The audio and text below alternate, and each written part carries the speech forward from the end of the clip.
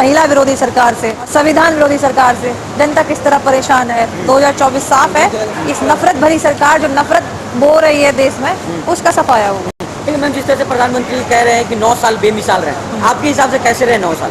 कहा एक चीज में 9 साल बेमिसाल रहे हैं, उनके घूमने में, उनके तरह तरह के फोटो सेशन में, उनकी तरह तरह की जो भी वो हरकतें हैं कि ये कभी कहीं पहुंच के किस तरह की हरकतें करना है कि कहीं खुद ही आर्मी की ड्रेस पहन के वो आर्मी मैन बनने की कोशिश करना, कहीं साइंटिस्ट बनने की कोशिश करना, और जुमले जिस तरह के वो पेश करते हैं जनता के सामने, उनके लिए इंटरटेनमेंट का दौर रहा है। ये 9 साल इंटरटेनमेंट का टाइम गया, लेकिन जनता के लिए पूछिए कि 9 साल कैसे रहे हैं। वो तो आप जब ग्राउंड पे जाते हैं आपने देखा होगा कि किस तरह से जनता के अंदर रोष है सरकार को लेकर।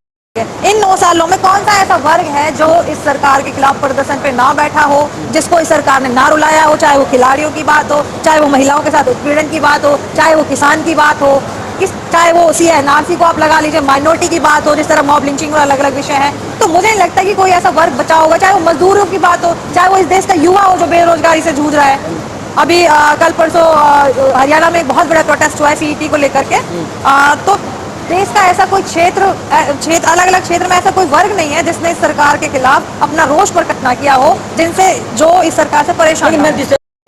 कोई खुश नहीं है तो फिर डंका बजा कौन रहा है? वो डंका कहाँ बज रहा है? हमें नहीं दिखाई देता कि वो डंका किसका बज रहा है और कहाँ बज रहा है। वो अंधभक्तों के दिमाग का दिमाग में बजने वाला डंका है या घंटा है, जो भी कहूँ, अंधभक्तों को ही दिखाई देता है। भक्त का चश्मा जिन लोगों को लगा हुआ है उनको ही दिखाई देता है। हम लोगों को, आपको या जो आम जनता है जो परेशान, उसको नहीं दिखाई देता किस चीज का डंका बज रहा है। कौन सा चश्मा पहनेंगे जो आपको जो है मोदी जी के काम नहीं दिखाई देते? कौन से काम भैया, कौन से काम? 9 साल में बेमिसाल काम। वही तो काम हम पूछ रहे हैं, कौन से काम? किसानों के खिलाफ लाने वाला बिल, माइनॉरिटी के खिलाफ लाने वाला बिल, जो खिलाड़ी हम बेटियां जो अभी बैठी थी, आपने देखा होगा उनके साथ कितनी बर्बरता हुई। कौन सा बेमिसाल काम किया इन्होंने? अभी मणिपुर में क्या हो रहा है आपने देखा कि 100 लोगों से ज्यादा मणिपुर में लोगों की मृत्यु हो चुकी है। यही तो समस्या है इस देश का, यही तो दुर्भाग्य है कि प्रधानमंत्री जी आते हैं और उनके मन में जो भरा हुआ है उसको लोगों के समक्ष कह के चले जाते हैं। मन की बात करते हैं, अपने मन की बात करते हैं। जनता के हित की बात कब करेंगे? जनता की बात कब करेंगे? जन कल्याण की बात कब करेंगे? जनता जो परेशान है, दुखी है, उनके हित की बात कब होगी? उनकी तकलीफों की बात कब होगी? अमित शाह मंत्री इस बार रिपीट करने वाले हैं। विपक्ष अगर चेहरा नहीं है तो क्यों राहुल जी के एक स्पीच से इतनी खलबली मच जाती है? क्यों उनको संसद से बाहर कर दिया? क्यों इतना फर्क पड़ता है इन लोगों को? वो एक शूज भी पहनते तो फर्क पड़ता है, वो अगर टी शर्ट पहनते तो फर्क पड़ता है, इस ब्रांड की पहनी है। चेहरा नहीं है तो क्यों फर्क पड़ता है? राहुल जी से क्यों इतनी बौखलाहट भाजपा सरकार के अंदर और पूरे बीजेपी तंत्र के अंदर भरी रहती है? विदेश में जाके देश विरोधी बातें करती है। अगर उनकी पोल खुल रही है तो देश विरोधी बात हो गई। पूरा देश के मोदी में सिमटा हुआ है, मोदी पूरा देश हो गया क्या? मोदी के कारनामे CNN नहीं दिखाता? गोदी मानते हैं कि इस देश के बड़े चैनल जिनको गोदी मीडिया कहा जाता है वो मोदी को दिखाते हैं, लेकिन इंटरनेशनल का मीडिया तो ऐसा नहीं है ना। CNN तो दिखाता है, BBC तो दिखाता है, तो बाहर के लोगों को तो पता है, विदेश को ऑलरेडी पता है कि इस देश में बीजेपी सरकार किस तरह लोकतंत्र को कुचलने का काम कर रही है, यहाँ क्या सिचुएशन है, क्या हालात पैदा कर रखे हैं इन्होंने, जिस तरह इन लोगों के बीच में नफरत को बोल रहे हैं, वो सारी चीजें तमाम लोगों को पता है, इस देश से बाहर के लोगों को पता है। राहुल जी के कहने से ये नहीं है वहां जाएंगे, विदेश के लोग राहुल जी से पूछेंगे कि वहाँ क्या, वहाँ के बारे में पूछेंगे क्या हालात है, तो क्या राहुल जी झूठ बोलते हैं? क्या राहुल जी भी इस देश की गोदी मीडिया की तरह झूठ बोले कि नहीं वहाँ सब ठीक है, वहाँ तो डंका बजा हुआ है, वहाँ तो जनता बहुत खुश है, बेमिसाल काम हुआ है 9 सालों में? तो ये तो राहुल जी करने से रहे ना, इसीलिए तो संसद से निकाल दिया। और मैं तो जिस क्षेत्र से आती हूँ, मैं हरियाणा के मेवात डिस्ट्रिक्ट से आती हूँ, मुझे पता है कि वहाँ क्या किस तरह की सिचुएशन हम लोगों को फेस करनी पड़ी है। कभी पहलू का नाम हो, आपने सुना होगा, अभी नासिर जुनैद का मामला हो, तो लिंचिंग के नाम पे जिस तरह से माइनॉरिटी को निशाना बनाया जा रहा है वो आप सबको दिखाई दे रहा है। मैडम, मोनू मानेसर जो है इंटरव्यू दे रहे हैं टेलीविजन पे, यही तो आपकी पार्टी गिरफ्तार नहीं कर पा रही, आपकी सरकार राजस्थान। नहीं, यही इस देश का दुर्भाग्य है कि ऐसे आतंकवादियों को, मोनू मानेसर जैसे जो आतंकवादी हैं, जो खुलेआम, पुलिस अपाइज हो गई है, पुलिस नहीं बची है, सरकार तंत्र कुछ, प्रशासन नहीं बचा है। आपकी सरकार है, राजस्थान में हमारी सरकार है, लेकिन हमारी सरकार हरियाणा में तो नहीं है ना। हरियाणा सरकार का, प्रशासन का, मोनू मानेसर जैसे लोगों को पूरा मतलब इन लोगों ने उनको बचाया हुआ, संरक्षण प्राप्त है इन लोगों को। लोकल कहावत है कि लाडले सदा नहीं जीते, तो हर चीज का एक अंत होता है। और इस बुराई, माना है कि बुराई की ताकत एक वक्त के लिए बुराई अच्छाई पर हावी होती है, बुराई की ताकत एक वक्त के लिए अच्छाई से ज्यादा होती है, लेकिन उसकी उम्र इतनी ही छोटी होती है। अब इनका अंत निश्चित है 2024 में।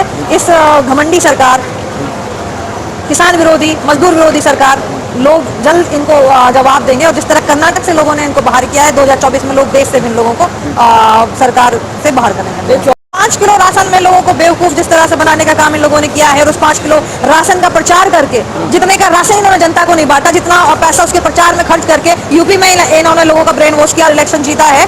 पूरा देश में ये चीज अब नहीं चलने वाली। वो दिन दूर नहीं है कि जब इनको झोला उठा करके भागना पड़ेगा। लोग बड़ा कहते हैं ना, पर मोदी जी की मैं तो फकीर हूँ, झोला उठा के चल दूंगा, तो वो दिन आ गए हैं 2024 में। निश्चित ही अपना झोला उठा के चलते बनेंगे। प्रधानमंत्री के लिए विपक्ष का चेहरा कौन होगा आपके हिसाब से? वो तो आपको दिखाई दे ही रहा कौन? है, साफ है राहुल जी। राहुल गांधी। बिल्कुल। लेकिन लोग तो कह रहे हैं कि मैच्योर नहीं हुए अभी राहुल गांधी। ऐसा सिर्फ अंधभक्ति कहते हैं कि राहुल गांधी जी पप्पू है, ऐसा सिर्फ बीजेपी के नेताओं को दिखाई देता है। और वही लोग एक तरफ कहते हैं कि राहुल जी पप्पू है, और वही लोगों में राहुल जी एक शक भी बोलते हैं, तो खलबली मच जाती है। मैच्योर नहीं, जब वो मैच्योर नहीं है तो आपको क्यों उनकी बातों से इतना फर्क पड़ता है? क्यों आपके अमित शाह तक उनकी आलोचना करने के लिए उनको मजबूर होकर के आलोचना में उतरना पड़ता है? क्यों? भारत जोड़ो यात्रा का कुछ असर रहेगा 24? बिल्कुल, भारत जोड़ो यात्रा का पूरा असर रहेगा। अभी कर्नाटक में भी जहां जहां से आपने देखा होगा आंकड़े कि जहां जहां से राहुल जी निकले हैं, वहां से कांग्रेस को सीट मिली है, और लोगों का एक जुड़ाव राहुल जी के साथ बना है, कांग्रेस पार्टी के साथ बना है। लोगों में एक आत्मविश्वास दोबारा से कांग्रेस पार्टी के प्रति पैदा हुआ है, और लोग डेफिनेटली कांग्रेस को। ठीक, आखिरी सवाल है मैम, जिस तरह से मंदिर का भी उद्घाटन होने वाला, राम मंदिर अयोध्या में 24 में, क्या रहेगा? मंदिर का मुद्दा भी 24 में हावी रहेगा क्या? देखिए, इस देश भारत देश युवाओं का देश है, और युवाओं को रोजगार चाहिए, काम चाहिए, और वो चीज इन सब कामों में ये सरकार पूरी तरह से विफल रही है। युवा धीरे धीरे समझ रहा है, और युवाओं को ही समझाने के लिए कांग्रेस पार्टी अब एक नई स्ट्रेटजी बनाई है। अभी जुलाई में 10, 11, 12 जुलाई को बेंगलोर में 3000 युवाओं का एक महाअधिवेशन यूथ कांग्रेस करने वाला है। तो हम लोगों का पूरा फोकस रहेगा कि हम यूथ को आगे लेके आए, उनको समझाएं कि क्या क्या इस सरकार में आपके लोग मतलब इस सरकार ने आप लोगों के खिलाफ क्या चीजें की हैं, किस तरीके से जहां जगह खाली पड़ी हुई है वहां भर्ती नहीं हुई है। वैसे यूथ को पता है ये चीजें, इसलिए यूथ राहुल जी के साथ आ रहा है, और यूथ राहुल जी को पसंद कर रहा है। कोई भी चीज आज तक मुझे नहीं लगता कि 9 सालों में मोदी जी ने ये सोचकर कोई भी फैसला लिया होगा कि इस चीज से मुस्लिमों को फायदा होता है। अगर कुछ चीजें इस तरह की करने की कोशिश की हैं, तो वो विवादित चीजें ही की हैं, जिनसे विवाद बढ़े, तनाव बढ़े, इस तरह की चीजें की हैं, और वो मुसलमानों के लिए नहीं।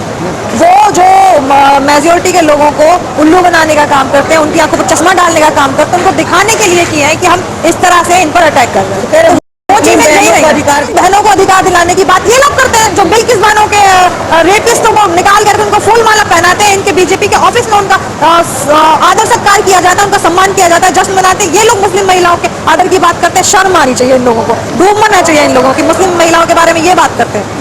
तो जो सबका साथ सबका विकास मोदी जी कह रहे, पासमानदा मुसलमानों को गले लगाइए, तो गले तो लगा ही रहे आप लोगों को। कतई नहीं। सबका साथ सबका विकास ये सिर्फ एक जुमला है, और वो जुमले के अलावा तो आज तक मुझे लगता नहीं है कि उन्होंने अपने किसी स्पीच में हकीकत से लोगों को मतलब हकीकत से लोगों को सामने बात की होगी, कि रूबरू किया होगा लोगों को। अभी कर्नाटक में आपने देखा कि इतना सबका साथ सबका विकास करते इन्होंने मुस्लिमों के जो रिजर्वेशन था उसको खत्म करने का काम किया। साफ साफ आपने देखा होगा किस तरह की टिप्पणियां अमित शाह जी ने कर्नाटक में जाकर के की है, और हिजाब को लेकर के जो क्या हुआ था, क्या वो लोग हम भूल गए हैं? क्या माइनॉरिटी वो भूल गई है? तभी कर्नाटक के लोगों ने एकजुट होकर इनको बाहर निकाला।